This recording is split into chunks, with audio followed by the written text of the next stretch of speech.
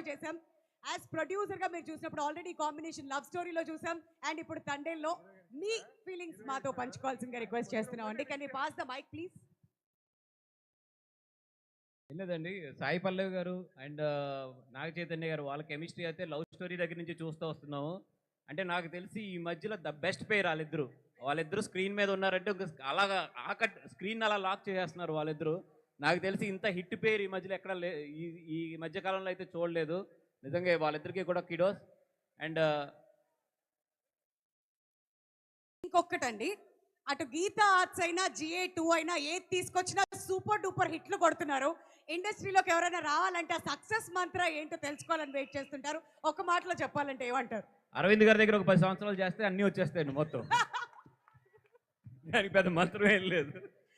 అంటే ఆయనే వికీపీడియా అంటారనమాట. అర్థమైపోయింది. ఆ సక్సెస్ మంత్రాస్ మొత్తం అక్కడ ఆయన చూసి నేర్చేస్తారు. వికీపీడియా, గూగుల్, అన్ని స్పిన్ అన్ని మొత్తం. All right, thank you so much Vas garu. Many congratulations to you once again. ఇప్పుడు అరవింద్ గారి దగ్గరికి వెళ్దాం. ఇంత మాట్లాడుతూ ఉన్నాం కాబట్టి అరవింద్ గారు, చైతన్య గారికి హిట్ ఇచ్చారు, అఖిల్ గారికి హిట్ ఇచ్చారు. ఇప్పుడు నెక్స్ట్ కింగ్ నాగార్జున గారితో ఏదైనా మాస్ యాక్షన్ రొమాంటిక్ సినిమా ఏదైనా చేసే ఆలోచన ఉందా త్వరలో? ఎగ్జాక్ట్ గా మీరు చెప్పినట్టు కాదు కానీ ఇంకొక మంచి కథ తయారవుతుంది. కానీ వారితో ఉంటుందండి.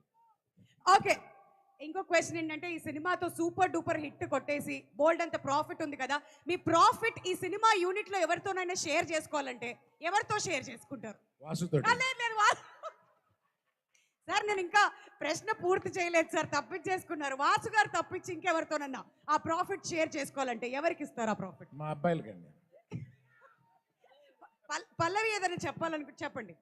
ఆ ప్రాఫిట్ తో ఇంకొక మంచి ఫిల్మ్ చేస్తారు అతను.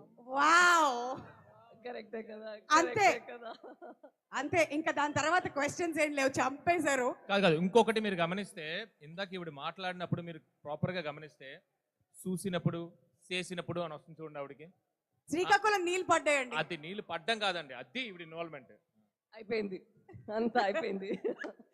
బట్ పల్లవి గారు, మీ క్వశ్చన్ ఏంటంటే, ఒక సన్ స్క్రీన్ తో వెళ్ళి సినిమా మొత్తం చేశారంటే అసలు ఏం జరిగింది? Tell us about your favorite moments from Thandel.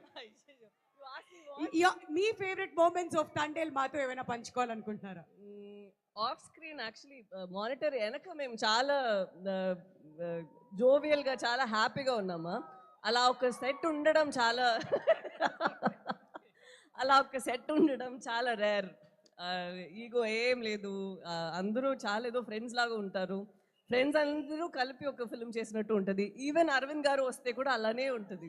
There is absolutely ఒక ఫీలింగే లేదు మనం చాలా సీరియస్గా ఏదో టెన్షన్తో ఉన్నాము. ఎందుకంటే మన డైరెక్టర్ ఉన్నారు కదా, చాలా కూల్గా, ఎంత ఒక పెద్ద విషయం ఇదేనా ఏంటి ఇలా అయిపోయింది అంటే కూడా తను చాలా కామ్గా ఉండి ఒక సొల్యూషన్ ఇస్తారు.